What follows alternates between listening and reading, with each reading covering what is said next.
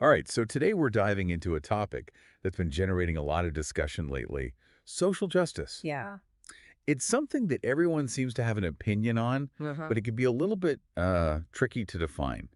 Luckily, you've provided us with a whole stack of sources, articles, academic papers, Right. all sorts of stuff for us to really dig into and unpack some of the nuances around social justice. Yeah. And you're not wrong. It is one of those terms that just even saying it, social justice, can be a bit of a lightning rod, right? People immediately have different interpretations of what that even means. It's true. Mm-hmm. And you see the same words used in a variety of different ways, depending on, I guess, who's saying them. Mm-hmm.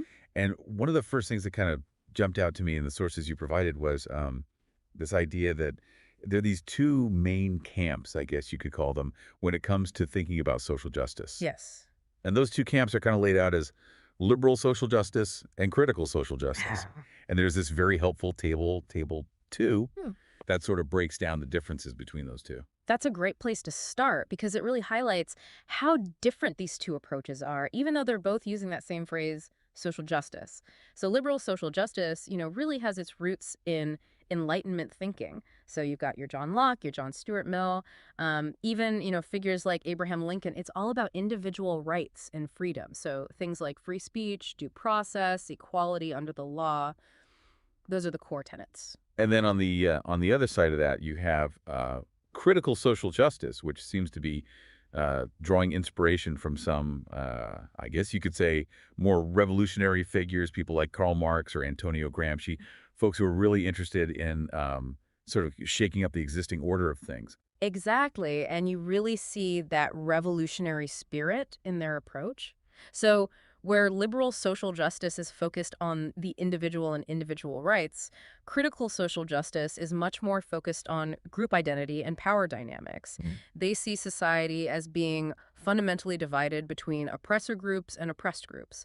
And their goal is to dismantle those power structures. And that's, you kind of hit the nail on the head when we were talking about how things get confusing really quickly. Yes. Because, I mean, everyone agrees that justice is good. Right. But uh, how you get there can be radically different depending on what ideological framework you're using. Absolutely. And because of that different approach, it can lead to different tactics, right? So one of the things your sources mentioned was this idea of the Mott and Bailey gambit, Oh, yes. which is laid out in Table 3, if you want to take a look. Yes, the Mott and Bailey tactic. That sounds kind of sneaky. Chuckles. Yeah, it can be. Tell me a little bit more about this Mott and Bailey gambit. So it's basically a way of strategically shifting the conversation. You start with a statement that seems agreeable to almost everyone, the might. It's like the easily defensible part of a castle. Okay. So a great example of this is everyone deserves fairness. Sure. I mean, who doesn't love fairness, right? Right. That sounds pretty harmless to me. Exactly. But then the conversation shifts to the Bailey, which is a much more radical or controversial proposition. That's like the open courtyard of the castle. It's more vulnerable, but that's where they really want to be. So it might shift from fairness to achieving equity requires dismantling existing power structures. Okay. Right. So they're using terms like equity, diversity, and inclusion, but they're using them with very different meanings than, let's say, their more traditional interpretations. So it's almost like a bait and switch Yeah. with language in a way, Yeah. where you're lured in with these nice sounding terms, Yeah.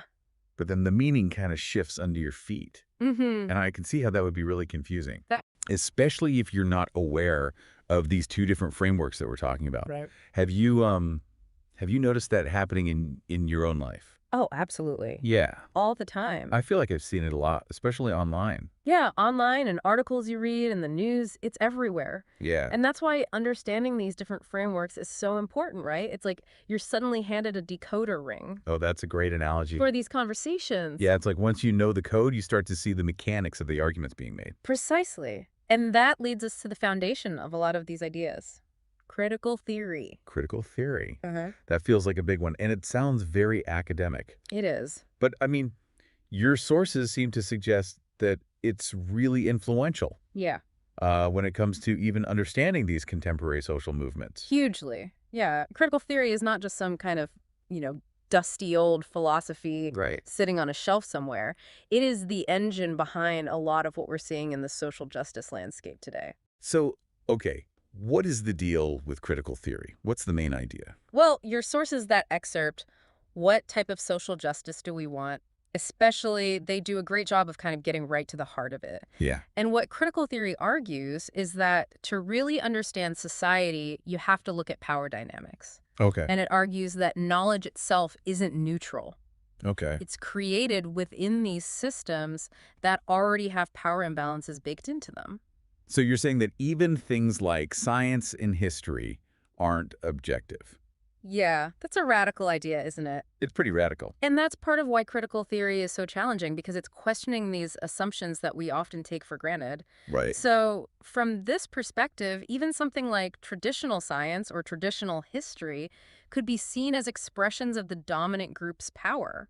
Okay, I see where you're going with this. Yeah. So if those dominant narratives are kind of everywhere, then how does critical theory suggest we create a more just society? That's the million-dollar question, right? And as you can imagine, there are a lot of different answers depending on who you ask. Yeah. Your sources highlight some really interesting examples. They have a whole table. Right. Table 1, I believe? Yeah, that table was really helpful because it sort of broke down all of these different movements Exactly. that are connected back to this one theory, which I thought was interesting. Absolutely. And they all kind of riff on that core idea from critical theory of the oppressed versus the oppressor.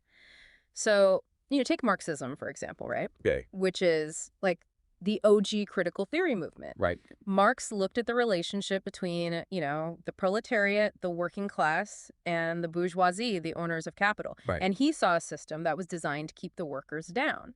And he argued for a revolution to Yeah. dismantle that system. Exactly. Yeah. So it's all about economics, who has the power, who doesn't. Right. Now, your notes also highlighted critical race theory, Russ. which applies that same lens, that oppressed versus oppressor lens, but this time through the lens of race. Right. So it argues that racism isn't just about individual prejudice. Right. It's baked into the very structures of our society. So in a way, it's taking those core ideas from Marxism, like you were saying, and applying them to a different dimension of social identity. Exactly. And that's what's so fascinating about how these different movements all connect back to critical theory. So you see the same pattern play out in gender feminism, which focuses on dismantling patriarchy, challenging those traditional gender roles. Right. And we see it in queer theory, which is really questioning the idea of fixed categories of gender and sexuality at all. Right. And in indigenous movements, which often call for decolonization and reclaiming power from these colonial structures. And yet what's really interesting, too, is that while all of these movements might share this common root in critical theory, their proposed solutions can vary widely, can't they? That's very true. Yeah. I mean, some of these movements are advocating for legislative changes, others economic restructuring. Some even want like a complete overhaul of our language and our cultural norms. Absolutely. It's a lot to think about. Well, it is. All of these different groups, different solutions, different Yeah. approaches. Yeah.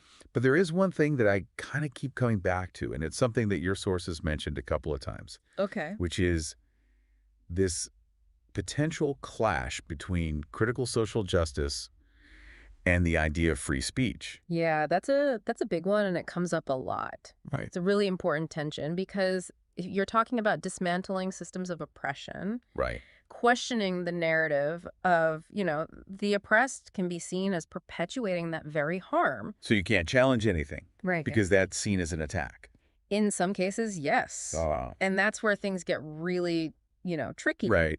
Because dissent, even well-intentioned disagreement, Yeah. can be silenced, Right. sometimes forcefully. And you even had some pretty intense examples in your sources Yeah. of this happening, especially in academia. We've got like that professor, Brett Weinstein, Hi, Brett Weinstein. who ended up leaving Evergreen State College Right. after he criticized this day of absence, this event where white faculty and staff were asked to stay off campus.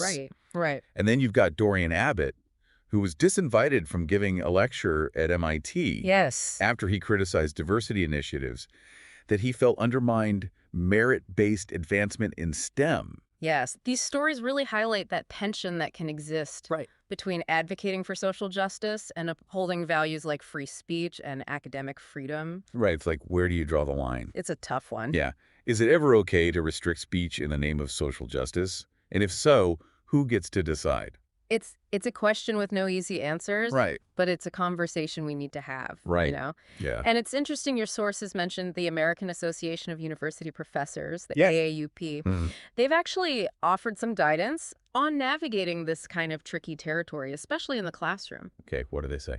Well, they stress the importance of critical thinking, Okay. respectful dialogue, Right. and really engaging with diverse viewpoints, even when, and maybe especially when, those views challenge our own. So it's not about shying away from these tough conversations, but it is about approaching them with a genuine desire to understand, even when, or maybe especially when, people disagree. Absolutely. I think that's key. Okay. Because true progress, whether we're talking about social justice or anything else, requires open inquiry. Yeah. It requires wrestling with complexity. Right. Shutting down opposing views, it might seem like an easy solution in the short term. Yeah.